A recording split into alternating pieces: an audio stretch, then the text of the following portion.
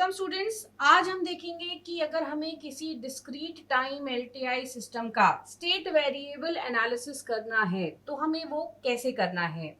सबसे पहले तो कि स्टेट वेरिएबल आपके सर्किट के वो वेरिएबल्स होते हैं जो इंटरनल होते हैं, यानी ये वेरिएबल सर्किट में एक्सटर्नल नहीं होते। एक्सटर्नल वेरिएबल के फॉर्म में हमें आउटपुट और इनपुट ही मिलता है। तो सर्किट के इंटरनल वेरिएबल्स होते हैं स्टेट वेरिएबल। और अगर हम डिस्क्रीट टाइम एलटीआई सिस्टम की बात करें तो इस सर्किट को बनाते वक्त हम यूनिट डिले एलिमेंट को यूज करते हैं। तो ये स्टेट वेरिएबल आपके यूनिट डिले एलिमेंट के इनपुट और आउटपुट पर ही आपको डिफाइन करने पड़ते हैं। इस यूनिट डिले के आउटपुट पर हम स्टेट वेरिएबल की प्रेजेंट स्टेट को हमेशा दिखाते हैं, वहीं पर डिले के इनपुट पर हम स्टेट वेरिएबल की नेक्स्ट स्टेट को दिखाते हैं। यानी कि अगर हमने स्टेट वेरिएबल चुना है, चूंकि डिस्क्रीट टाइम एलटीआई सिस्टम है, तो अब यहाँ पर t की जगह पर आने लगेगा k। तो अगर हमने अपने स्टेट वेरिएबल को सिलेक्ट किया है एज एक्स के, तो उस केस में डिले के आउटपुट पर हम इस स्टेट वेरिएबल को मेंशन करेंगे एक्स के, वहीं पर डिले के इनपुट पर हम स्टेट वेरिएबल को मेंशन करेंगे एक्स के प्लस 1। तो जब भी हम किसी डिस्क्रीट टाइम एलटीआई सिस्टम का स्टेट वेरिएबल एनालिसिस करते हैं, उस केस में हमें उस सर्किट में जितने डिले एलिमेंट्स हमने लगाए हैं उन सभी डिले एलिमेंट्स के लिए स्टेट वेरिएबल को डिफाइन करना पड़ेगा जो उस डिले का स्टेट बताए। और डिफाइन करने का तरीका ये होता है कि डिले के आउटपुट पर आप उस स्टेट वेरिएबल का प्रेजेंट स्टेट लेते हैं, इनपुट पर उसका नेक्स्ट स्टेट लेते हैं। तो जितने डिले एलिमेंट्स लगाए हैं सबके लिए आपको अलग अलग स्टेट वेरिएबल सेलेक्ट करने पड़ते हैं। दूसरी चीज ये है कि चूंकि आपका डिस्क्रीट टाइम एलटीआई सिस्टम है, तो आपको जो सिस्टम की इक्वेशन दी गई होगी वो एक डिफरेंस इक्वेशन होगी। इस डिफरेंस इक्वेशन के लिए आपको बनाना पड़ेगा, चूंकि हम स्टेट वेरिएबल या स्टेट स्पेस एनालिसिस कर रहे हैं, तो इस डिफरेंस इक्वेशन के बेसिस पर आपको बनाना पड़ेगा स्टेट इक्वेशन और इसके साथ ही आउटपुट इक्वेशन। क्योंकि स्टेट वेरिएबल एनालिसिस में हम स्टेट मॉडलिंग करते हैं, और स्टेट मॉडलिंग करना यानी उसकी स्टेट इक्वेशन और आउटपुट इक्वेशन को मेंशन करना।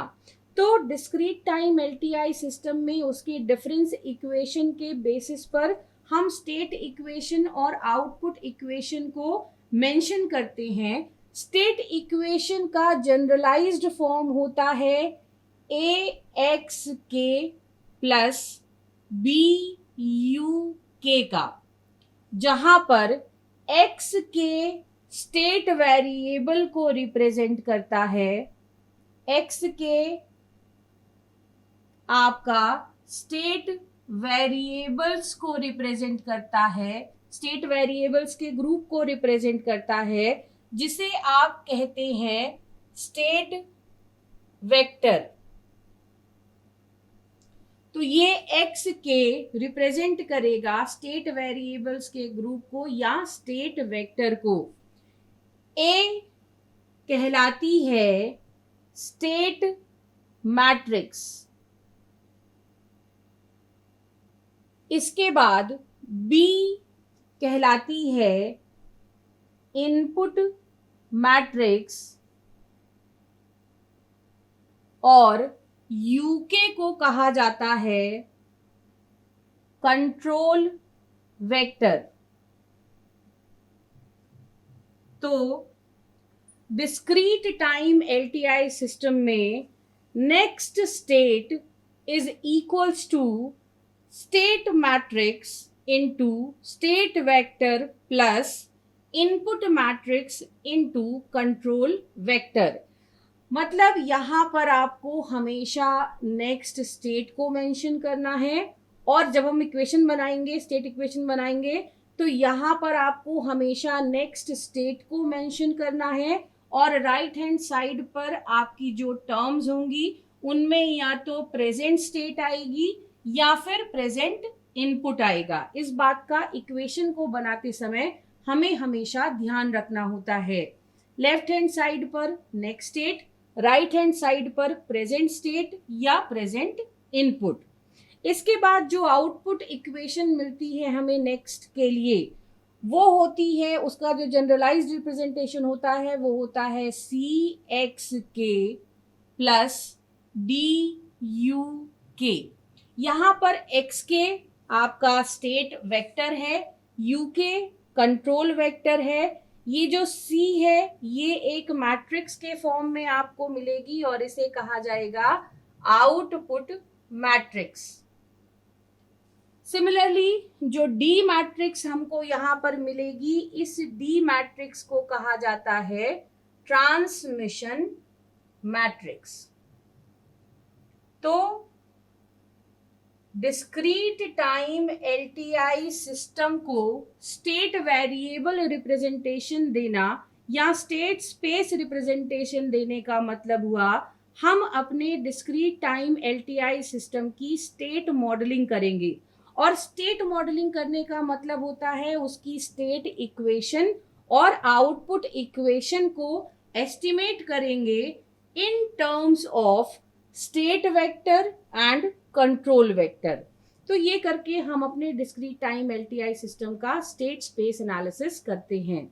अब हम एक उदाहरण लेते हैं. इस स्टेट वेरिएबल एनालिसिस को हम करेंगे कैसे. तो मान लीजिए कि आपको एक डिस्क्रीट टाइम एलटीआई सिस्टम का ट्रांसफर फंक्शन दिया गया है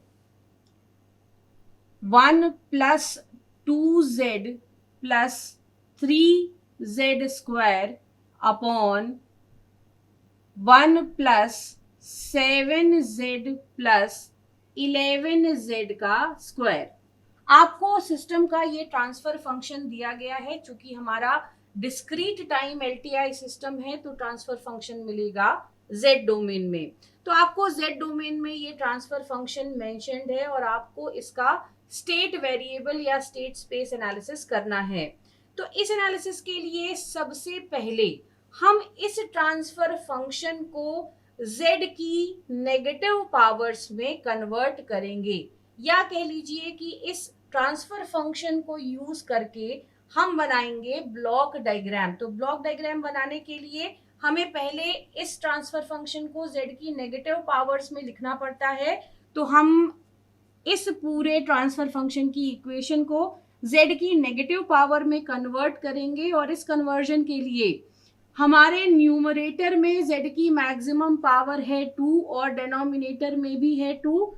तो हम z स्क्वायर से न्यूमरेटर और डिनोमिनेटर दोनों को डिवाइड करेंगे. रीऑर्डर करके मैं टर्म लिख रही हूँ यहाँ पर. तो 3 + 2z इनवर्स प्लस z की पावर -2, ये आपके न्यूमरेटर में हो जाएगा, upon 11 + 7z inverse plus z की पावर -2.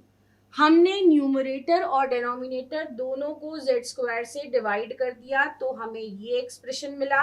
अब ब्लॉक डायग्राम बनाने से पहले हम चेक करते हैं कि डिनोमिनेटर की पहली टर्म हमेशा 1 होनी चाहिए. वो टर्म जिसमें z नहीं आया है उसे हमेशा 1 होना चाहिए.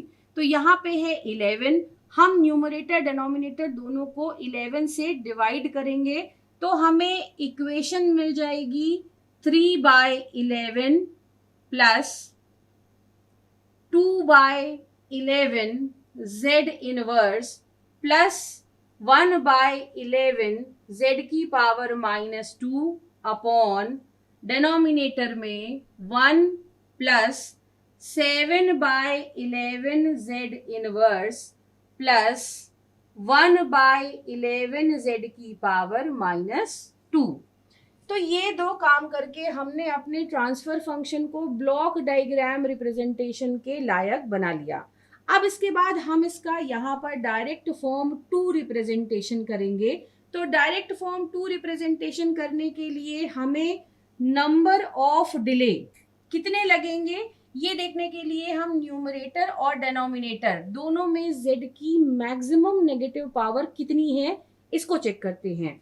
तो न्यूमरेटर में z की मैक्सिमम नेगेटिव पावर है 2, डिनोमिनेटर में भी z की मैक्सिमम नेगेटिव पावर है 2। तो यानी कि हमें लगेंगे डायरेक्ट फॉर्म 2 रियलाइजेशन में 2 डिले। ये हमने पहला डिले लगाया और इसके बाद हमने यहाँ पर दूसरा डिले लगाया। डायरेक्ट फॉर्म 2 में पहले पोल को फिर जीरो को, यानी कि पहले डिनोमिनेटर को फिर न्यूमरेटर को इम्प्लीमेंट किया जाता है। तो अब हम पहले डिनोमिनेटर के पास चलते हैं। डिनोमिनेटर में देखिए 7/11 z इनवर्स है।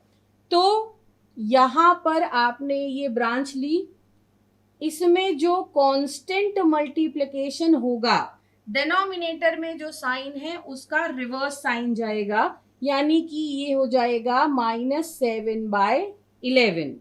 सिमिलरली z की पावर -2 मल्टीप्लाई होगी विद द कांस्टेंट -1/11 से, तो -1/11 से।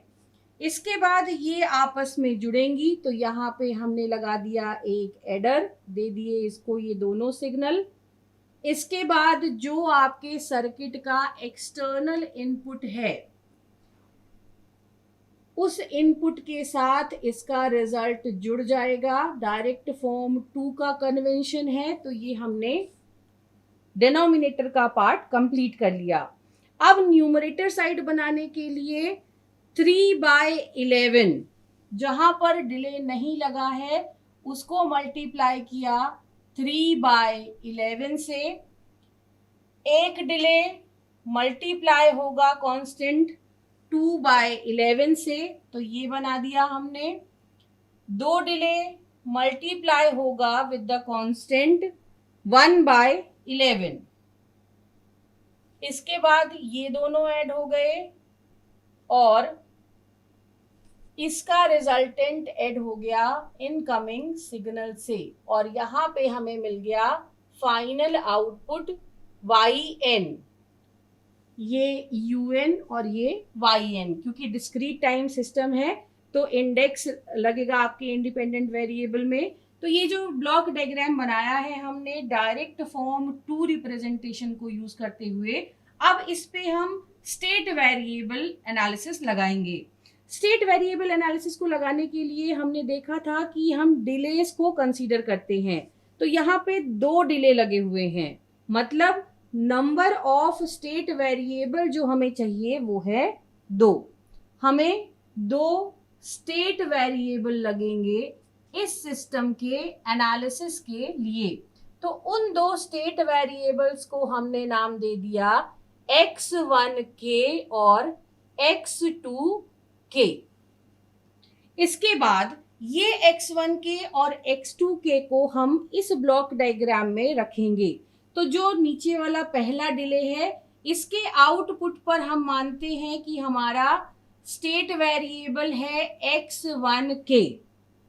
अगर इसके इनपुट पर आउटपुट पर स्टेट वेरिएबल है x1k, तो इसके इनपुट पर स्टेट वेरिएबल होगा x1k+1। और जब दूसरे वाले डिले पर हम जाएंगे बिल्कुल यही काम करेंगे। दूसरे वाले डिले का आउटपुट हो जाएगा x2k और इनपुट हो जाएगा x2k+1।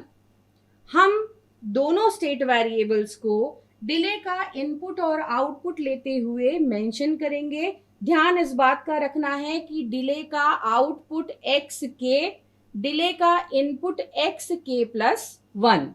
ये कन्वेंशन रखते हुए हमने दोनों स्टेट वेरिएबल्स को यहाँ पर मेंशन कर लिया।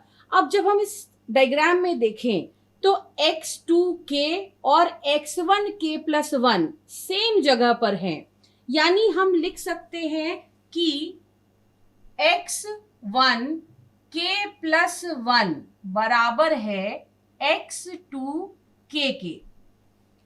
ये लिख करके हमने पहली स्टेट इक्वेशन बना ली। अब दूसरी स्टेट इक्वेशन बनेगी x2k+1 के लिए, क्योंकि स्टेट इक्वेशन में एक साइड पर हम नेक्स्ट स्टेट को लिखते हैं और दूसरे साइड पे हम प्रेजेंट स्टेट या प्रेजेंट इनपुट को मेंशन करते हैं। तो अब दूसरी स्टेट इक्वेशन यानी x2k+1 की इक्वेशन बनाने के लिए आपको इस ब्लॉक डायग्राम का करना पड़ेगा एनालिसिस कैसे करना है, इस पॉइंट पे सिग्नल कहां से आ रहा है। तो इस पॉइंट पे जो सिग्नल आ रहा है, एक ब्रांच यहां गई है जिसमें सिग्नल है आपका, यहां पर हम अलग से लिख लेते हैं x2k+1।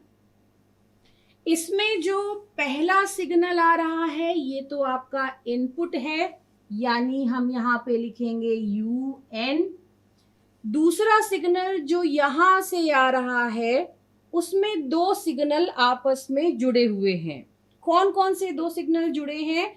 तो एक सिग्नल यहाँ से गया है x2k मल्टीप्लाई हुआ है -7/11 से।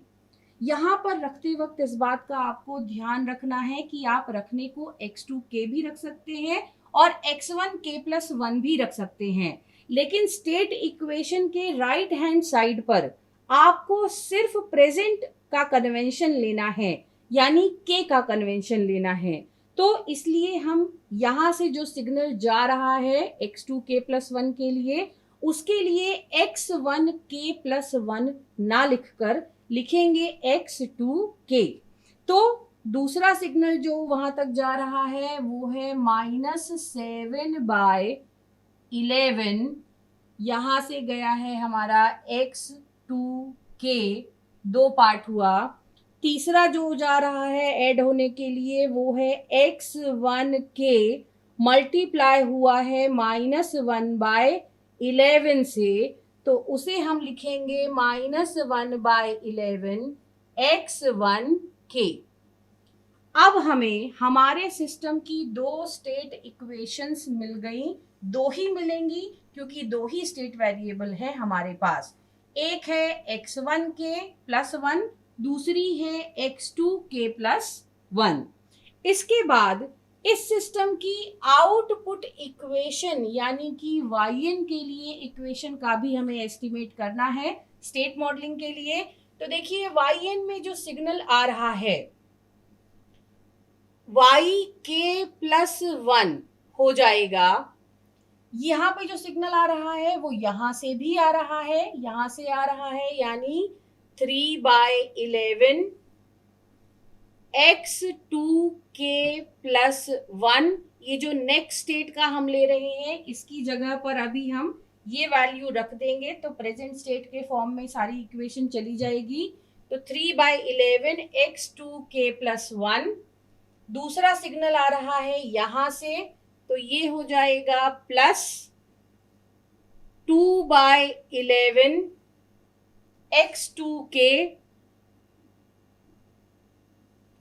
प्लस तीसरा सिग्नल आपका आ रहा है यहां से जो मल्टीप्लाई हो रहा है 1/11 से, तो ये हो जाएगा 1/11 x1k। अब हमें इस इक्वेशन में x2k की जगह ये पूरी इक्वेशन रखना है जो हमें दे देगी हमारे सिस्टम की आउटपुट इक्वेशन। तो अब आउटपुट की ये इक्वेशन मिलने के बाद इसमें चूंकि यहाँ पर नेक्स्ट स्टेट दिखा रहा है, तो इसकी जगह पर हम x2k+1 की इक्वेशन को रखेंगे। जब हम उस इक्वेशन को रख करके इसे सिंप्लीफाई करेंगे, उस केस में हमें मिलेगा yk+1 is equals to 3/11 n plus 1/121 x2k plus 8/121 x1k। अब हमारे सिस्टम का जो आउटपुट है यानी कि yk+1 है, ये सिर्फ प्रेजेंट इनपुट और प्रेजेंट स्टेट वेरिएबल्स पर डिपेंड कर रहा है। तो अब हमने स्टेट इक्वेशंस भी पा ली, ये दोनों हमारी स्टेट इक्वेशंस हो गई और ये हमारी आउटपुट इक्वेशन हो गई। सिस्टम की स्टेट इक्वेशन और आउटपुट इक्वेशन ही मिलकर बनाते हैं स्टेट मॉडल। अब इसके बाद इन इक्वेशंस को हम मैट्रिक्स रिप्रेजेंटेशन भी दे सकते हैं। तो जब मैट्रिक्स रिप्रेजेंटेशन देंगे तो स्टेट इक्वेशन के करस्पॉन्डिंग जो मैट्रिक्स रिप्रेजेंटेशन होगा, लेफ्ट हैंड साइड पे हम नेक्स्ट स्टेट वेरिएबल लेंगे। तो नेक्स्ट स्टेट वेरिएबल हमारा हो जाएगा x1k+1 और x2k+1। दो ही स्टेट वेरिएबल्स हैं तो दोनों के नेक्स्ट स्टेट को आपको मेंशन करना होगा। इसके बाद equals to state matrix into state vector. State vector जो सिर्फ प्रेजेंट स्टेट लेंगे स्टेट वेरिएबल्स की, plus input matrix into control vector.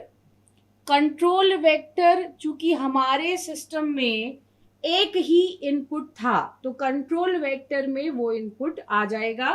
तो यहाँ पे हमने लिख दिया है UN। इसके बाद हम स्टेट मैट्रिक्स को अब कंप्लीट करते हैं और इसे कंप्लीट करने के लिए हम सहायता लेंगे स्टेट इक्वेशंस की। तो पहली स्टेट इक्वेशन कहती है x1k+1 is equals to x2k। तो x1k+1 is equals to x2k, यानी पहला एलिमेंट होगा 0 और दूसरा एलिमेंट होगा 1। इनपुट पर डिपेंडेंट नहीं है तो यहां पर आ जाएगा 0। इसके बाद दूसरी स्टेट इक्वेशन कहती है x2k+1 is equals to UN। तो यहां पर होगा 1 -7/11 x2k -1/11 x1k। तो -1/11 x1k -7/11 x2k। अब ये आपकी स्टेट मैट्रिक्स और इनपुट मैट्रिक्स कंप्लीट हो गई।